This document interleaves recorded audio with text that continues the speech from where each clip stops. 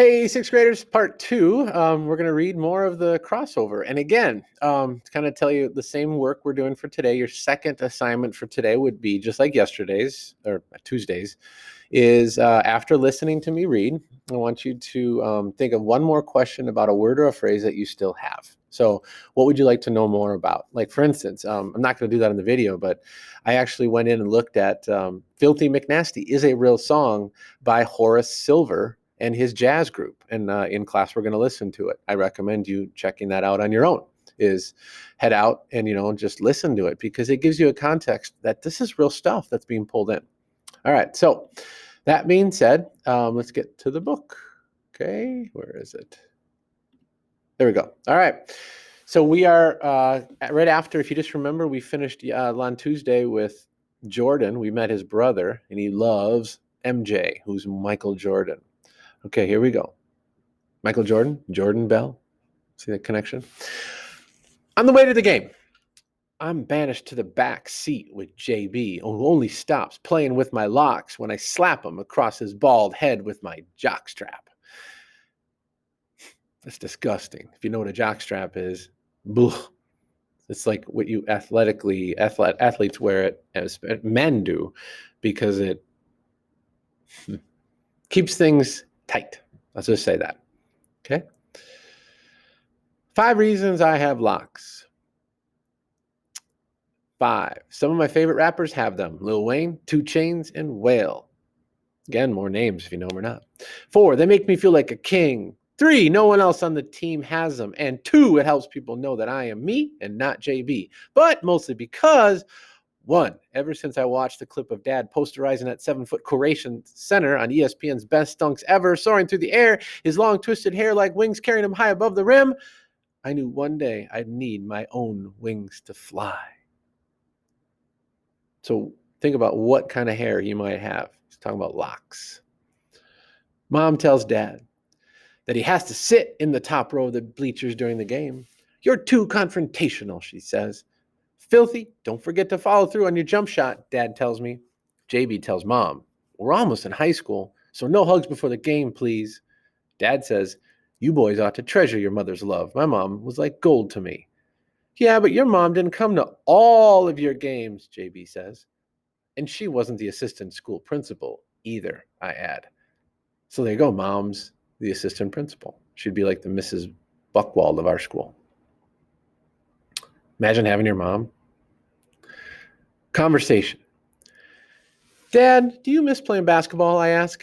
Like Jazz, Mrs. Dizzy, he says. Again, who's Dizzy?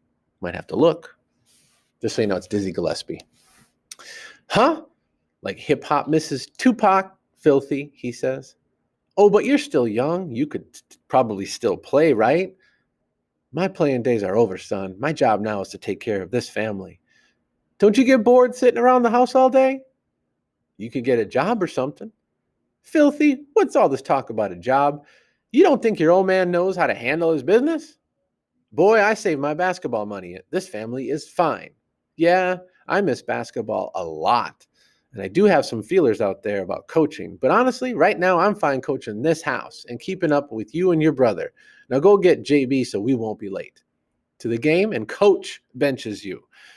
Why don't you ever wear your championship ring? Is this Jeopardy or something? What's with the questions? Yeah, I wear it when I want to floss. Dad smiles. Can I wear it to school once? Can you bounce a ball on the roof off a tree in the hoop? No. Then I guess you're not the man. Only the man wears the ring. Come on, Dad. Tell you what, you bring home the trophy this year and we'll see. Thanks, Dad. You know, if you get bored, you could always write a book like Vondi's mom did. She wrote one about spaceships. A book? What would you have me write about? Maybe a book of those rules you give me and JB before each of the games. I'm the Man by Chuck Bell. Dad laughs. That's lame, Dad, I say. Who you calling lame? Dad says, headlocking me. Dad, tell me again why they called you the Man. Filthy, back in the day, I was the boss, never lost. I had the sickest double cross, and I kissed so many pretty ladies they call me lip gloss. Oh, really? Mom says, sneaking up on us like she always seems to do. Yeah, you demand, Dad, I laugh. then throw my gym bag in the trunk. So you're seeing their family a little bit. Basketball rule number 1. In this game of life, your family is the court and the ball is your heart. No matter how good you are, no matter how down you get, always leave your heart on the court. Say that about life. All right, so we're done with the warm-up. Now we're in the first quarter. JB and I are almost 13, twins, 2 basketball goals at the opposite ends of the court. Identical. It's easy to tell us apart, though. I'm an inch taller with dreads to my neck. He gets his head shaved once a month. I want to go to Duke. He flaunts Carolina blue. If we didn't love each other, we'd hate each other. He's a shooting guard. I play forward. JB's the second most phenomenal baller on our team. He has the better jumper, but I'm the better slasher and much faster. We both pass well, especially to each other. To get ready for the season, I went to 3 summer camps. JB only went to 1. Said he didn't want to miss Bible school. What does he think? I'm stupid? Ever since Kim Bazemore kissed him in Sunday school, he's been acting all religious, thinking less and less about basketball and more about girls. So a lot there. Do you know Duke, Carolina Blue? Do you know that rivalry? Do you know what a jumper is?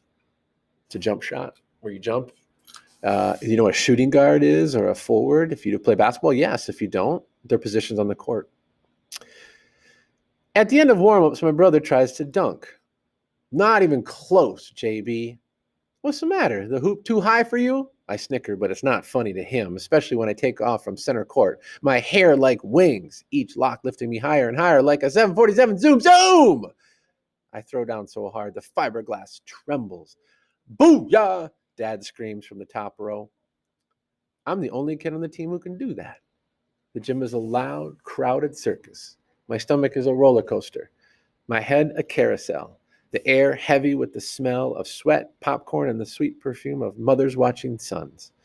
Our mom is AKA Dr. Bell, AKA the assistant principal, is talking to some of the teachers on the other side of the gym. I'm feeling better already. Coach calls us in, does his Phil Jackson impersonation. Real person. Love ignites the spirit, brings teams together, he says. JB and I glance at each other, ready to bust out laughing. But Vondi, our best friend, beats us to it. The whistle goes off. Players gather at center circle, dap each other, pound each other. Referee tosses the jump ball. Game on. The sportscaster. JB likes to taunt and trash talk during games like Dad used to do when he played. When I walk onto the court, I prefer silence so I can watch, react, surprise. I talk too, but mostly to myself, like sometimes when I do my own play-by-play in my head. Josh's play-by-play. It's game 3 for the 2-0 Wildcats. Number 17, Vondi Little grabs it. Nothing little about that kid. The Wildcats have it. First play of the game. The hopes are high tonight at Reggie Lewis Junior High. We destroyed Hoover Middle last week, 32-4, and we won't stop. Can't stop till we claim the championship trophy. Vondi overhead passes me. I fling a quick chest pass to my brother JB, number 23, AK the jumper. I've seen him launch it from 30 feet before. All net. That boy is special, and it doesn't hurt that Chuck Demand Bell is his father. And mine too. JB bounces the ball back to me. JB's a shooter, but I'm sneaky and silky as a snake. And you thought my hair was long. I'm 6 feet, all legs. Oh, wow, did you see that nasty crossover?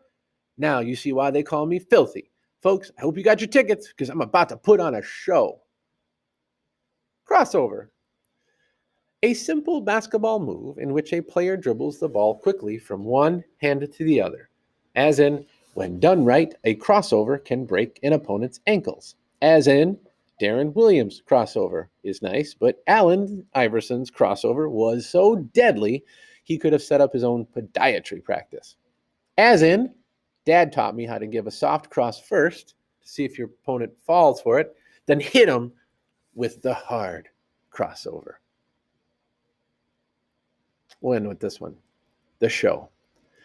A quick shoulder shake A slick eye, fake number 28 is way past late. He's reading me like a book, but I turn the page and watch him look, which can only mean I got him shook. His feet are the bank and I'm the crook. Breaking, take him to the left. Now he's took. Number 14 joins in. Now he's on the hook. I got 2 in my kitchen and I'm fixing to cook. Prepping my meal, ready for glass. Nobody's expecting filthy to pass. I see Vondi under the hoop, so I serve him my alley oop. The bet, part 1. All right, we'll go one more. We're down by 7 at halftime. Trouble owns our faces, but coach isn't worried. Says we haven't found our rhythm yet. Then all of a sudden, out of nowhere, Vondi starts dancing the snake, only he looks like a seal. The coach blasts his favorite dance music, and before you know it, we're all doing the cha-cha slide. To the left. Take it back now, y'all. One hop this time. Right foot. Let's stomp. JB high-fives me with a familiar look. You want to bet, don't you, I ask. Yep, he says, then touches my hair. All right, we'll find out tomorrow what happens next.